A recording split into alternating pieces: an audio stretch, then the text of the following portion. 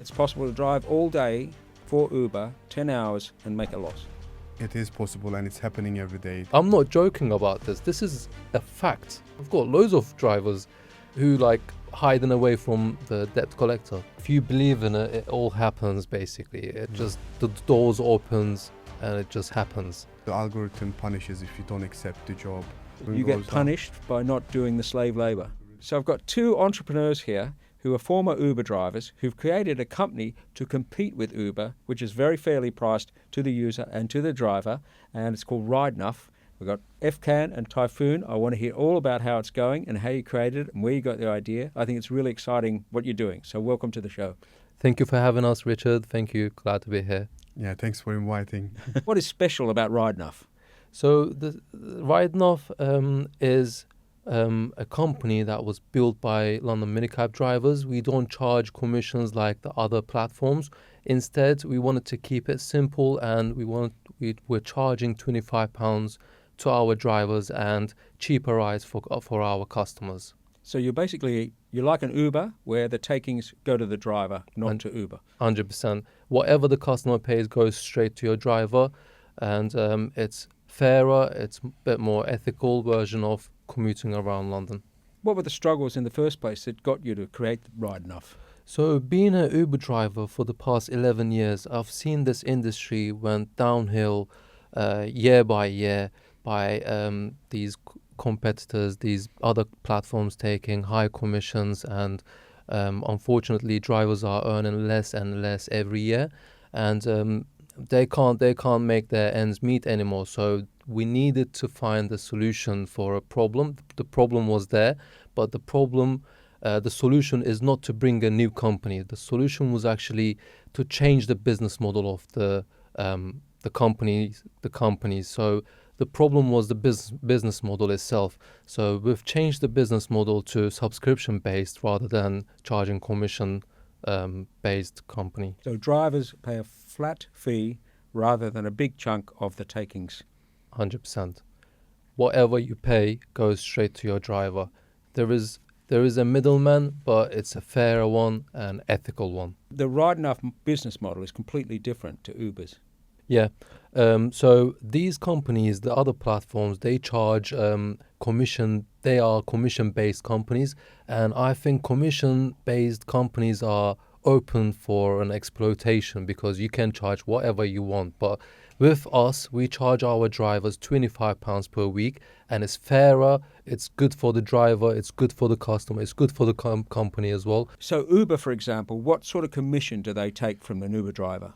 So it changes between 30 to 50%. So imagine if the ride is £20, driver would only get 12 pounds for it.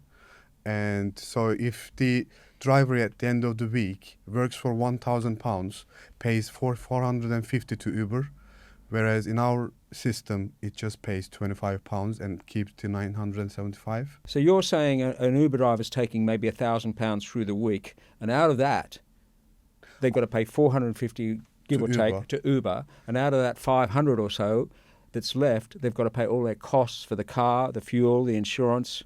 Exactly, insurance cost, and if they're having a penalty tickets as well, that would wipe off entire day. Some Uber drivers are making a loss In a day, yeah. Is it possible? It's possible to drive all day for Uber, 10 hours, and make a loss. It is possible, and it's happening every day. They're turning back to their family upset. They're making the loss because of there's one penalty and everything, because it doesn't leave anything behind after the petrol costs. So there's a lot of hardship among Uber drivers. Huge. An average Uber driver works around 10 hours and they make around £120. And if they get any penalty tickets during that day, that's like £160, £30 in debt. And they get a flat tire, they get something with a car unexpected.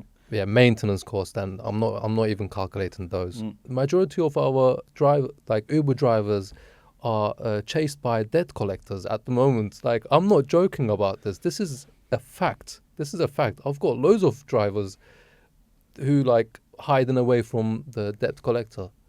And again, it's almost slave labor by the sounds of it. I don't want to call it slave labor, but Exploitation. I mean, exploitation is again, there. 5 years unfortunately. ago, it was a different kind of before this pricing system.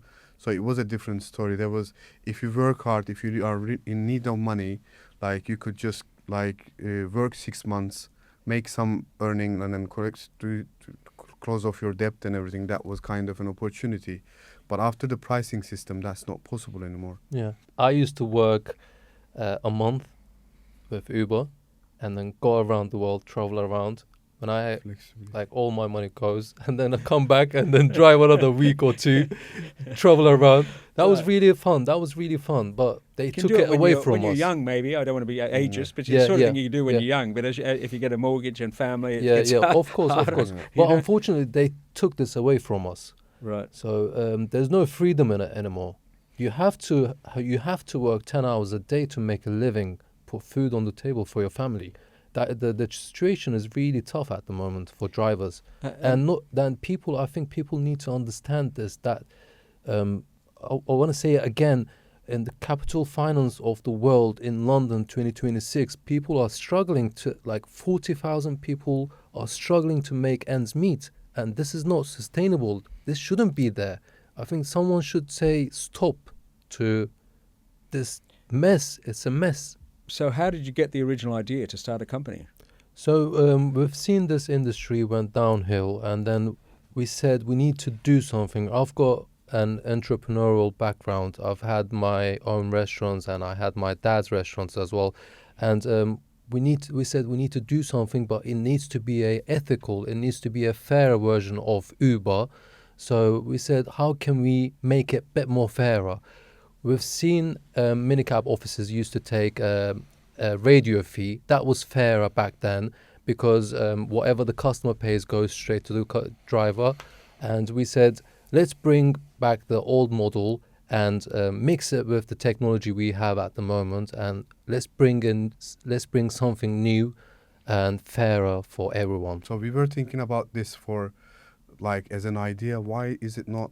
Because whoever drives Uber would think about it. Yeah. Why can I not get the full That's money? Everyone thinks about it. Everyone's But dream is to We took launch. the action, and then it took us 3 years of blood and tear to match the regulations of the TfL and do the standards. And finally, So you knew each other before, Yeah, and Yeah, you we know were each you other were talking, for saying here's an 15 opportunity. years. maybe Yeah. 15 years, maybe more than 15 Okay, years. so here's an opportunity. Yeah, yeah. And just talk us through how you kicked it off. So obviously you've been talking about it for a while, and then suddenly Yeah. one day you said, "Let's do it." Yeah, Is that I mean, initially I had the idea of launching a fairer company, and I said, you know what, there is a problem in this industry, and everyone's complaining about it, but no one's doing anything. No one's creating something that can solve the problem. So we said, let's do something. We've launched a crowdfunding campaign because our idea was to make this company a community-driven company. So with this mission, we've launched a crowdfunding campaign last year in May, and we raised around £146,000 from. Majority of them are from drivers. Yep. They invested in the company.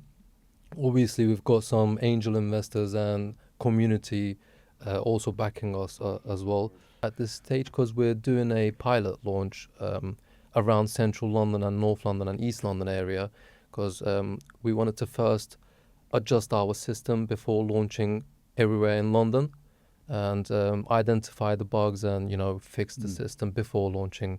So we wanted to start slowly and then eventually Yeah. start So how growing. many staff do you have now? 1, 2, 3, 6 staff at the moment. Okay. Six people So- working. So it's a lean and mean business, Yeah, it is, but it your is. app Yeah. is. I used your app. It seems as good as I Yeah. haven't seen any bugs in it. It seems very Yeah. Mhm. The proficient. good doesn't it? thing about it is we're running webinars with the drivers often, and then we're telling them the story. We have great support from them. They working as advocates to spread the word, and obviously to give nice customer support to the drivers. And we chosen the nice cars in the pilot phase as well, so people will feel lucky. What we're doing is actually, as company, our customers are the drivers, whereas on Uber, customers are the customers of Yes. Uber and drivers are the partners. But what we've created is a bit more fairer because we treat our drivers as customers and they feel valued, and they treat, because they know if they get a client from Ride Nuff, that's their own client, that's their own customer. So they treat them as their own customer. They give them a good service. That actually makes a better Yeah, everyone's environment. So it treats you well, because on Uber it will be like, I'm not going to see this guy again. I'll just give him a 0 star or 1 star, like, you know. Okay, so to move more onto your business, so you've obviously got a business up and running. It's been operating, open for business for 12 months for. No, we've started operations in 21st of March, so it's been a couple of months now. Wow. Yeah, Okay. right. We just started. And it obviously all works. You can get a car. So you've done a good job. Whoever did the development Thank you. of the app. How's it going so far? It was. We started. Actually, our drivers are so interested in it. So they go and tell their customers there's a better alternative, there's a fairer alternative, and you don't have to pay for search prices. There's a driver-owned company, download it, and we've got a bonus as well for first ride. It's £5 discount for the first ride. So it started with word of mouth, and we've got national media coverage happened a couple of weeks ago. That really helped us. We've got really a good customer base around central London area. We're doing all right at the moment. Yeah, really conscious kind of Yeah. riders. We get huge support from our riders and drivers, and all over the world as well. We're getting emails from all the taxi offices over the world. They want to partner with us. All We're over the getting- world. Yeah, Honestly. everywhere Wow, in the okay. world. you got So I could say the Scandinavian, Europe, Wow. Canada, Americas, the US. Canada. But they want to use your Or- app and your business. Yeah. Wanna They want partner us to and be then there. share our experiences. And actually we get some emails from some councils as well to fight the monopoly in their councils, and then like to make it fair for drivers, and then like fair for riders as well. Wow. So yeah, it's a great movement. So this is actually bigger than it looks. It is kind of giving app revolutions back to the people, Mhm. back into the people. Can a driver drive for Uber and you? Of Yes, course. of So they can course. slowly migrate over. Yeah, that's They don't have to that's give up. what's happening at the moment. They can do both, and then more and Yeah. more. Yeah. At the moment, we don't want to challenge it. Of course, Of we course. there is different type of customer bases, and we aim for more conscious and like who prefers the local, who want to be in contact with their driver and everything. And obviously, like we will be using Uber as well, and it's been a great inspiration for us. It will be always there, but we want to bring actually some fairness to the market, and then actually take some of the burden from the Uber as well, take the stress, because now it's been eroded, all of this. Lots of drivers are not having enough money and everything. So we can actually have a share in the market where conscious customers are using it, and drivers are giving better service, better cars, and yeah, no cancellations. So you've got to wonder what Uber are charging for, because if you've recreated the Uber app in a Mhm. way, Mhm. you've recreated the Uber system, everything. So why do Uber need to charge nearly 50% of the rides Yeah. if you guys can do it and charge nothing? Exactly. I mean, Mhm. why do they need to do that? So it's competition That's- coming in and smashing the big guys. Is Yeah, it? no, that's how they operate. That's how we operate. Obviously, we're a bit more community side of the business. We're a bit more community app rather than a big Silicon Valley app. We were founded by drivers in London, London-based company. So it's different operating models. So is your goal to make a profit? Of course, yeah. Every yeah. company's goal, I think, Yeah, is it's to quite make a profit. scalable. Yeah, we have the Yes. investor deck, and then it's quite scalable. By the end of the second year, it will reach to somewhere nice, which is enough for us and the drivers. While it's bring fairness to the community, it is possible. It's on the numbers, and then it's possible. So by word of mouth and some press, you're gradually have- growing every month in terms of number of drivers. Mhm, Can you? mhm. Do you want to say how many drivers you've got Right. now? During this pilot phase, we want to keep it healthy ratio between customers and drivers. So we don't want to onboard loads of drivers and then like pile it up with drivers and then there's no customers. So there's no point because we charge drivers a weekly membership fee. If there's no customers, they're not going to pay for it. So we want to build this balance between drivers and customers. And once we have enough customers, we will onboard more drivers. Currently, we're keeping the balance ratio healthy. So how many drivers would you have now, unless you don't want to say? Yeah, I don't want to. Okay. But your drivers would be earning. So I think you mentioned before, Uber driver earning £400, give or take, and having to pay their costs out of that maybe. What would your drivers be earning? We've got a WhatsApp group, and they share their screenshots of the trips they've taken with Ride Nuff, and majority of them are saying they've increased their earnings by 40%. That's fantastic. Yeah. So It we is- had one it is- ride last week, so it was 1 hour and a half drive. He got, where was it to? £260. Cambridge. To To Cambridge. Cambridge. So in Uber he would get maximum £70. Yeah. So because he's been paid by the hour, 1 hour and a half.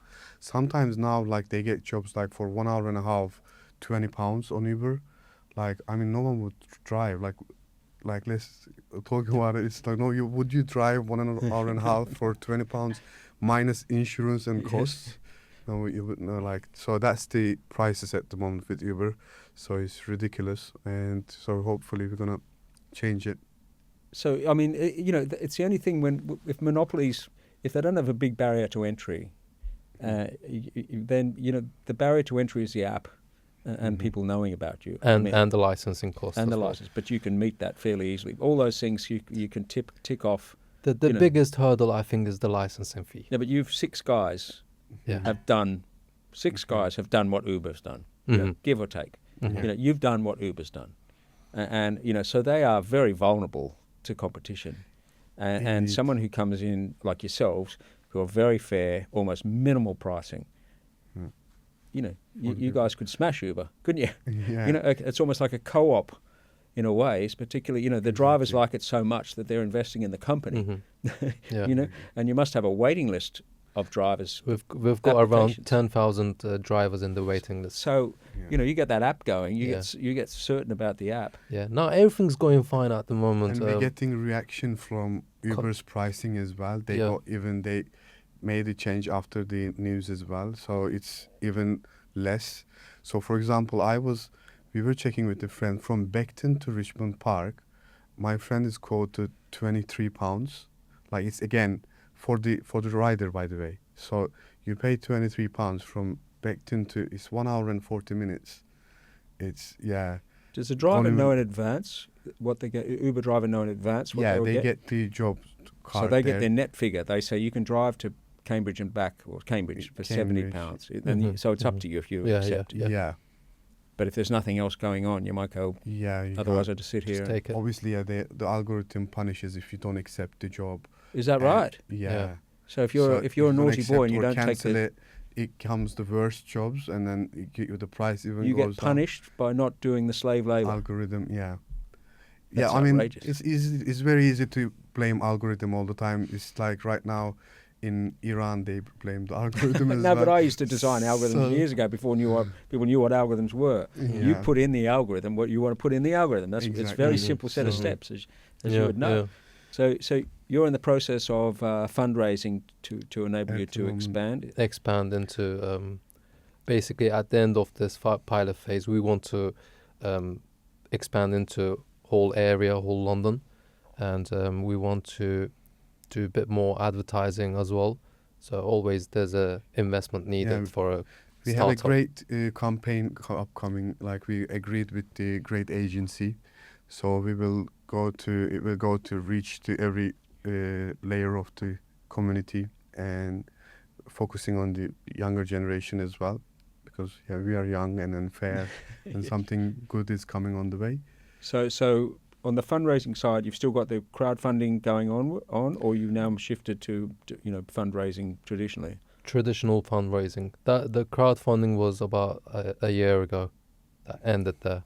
Okay, Yeah. and now you have a broker? We're talking with ourselves. We just found ourselves in the middle of Dragon's Den right now. So there it goes. So like, I'm much nicer than those other dragons. Yeah, you was actually. You was, yeah.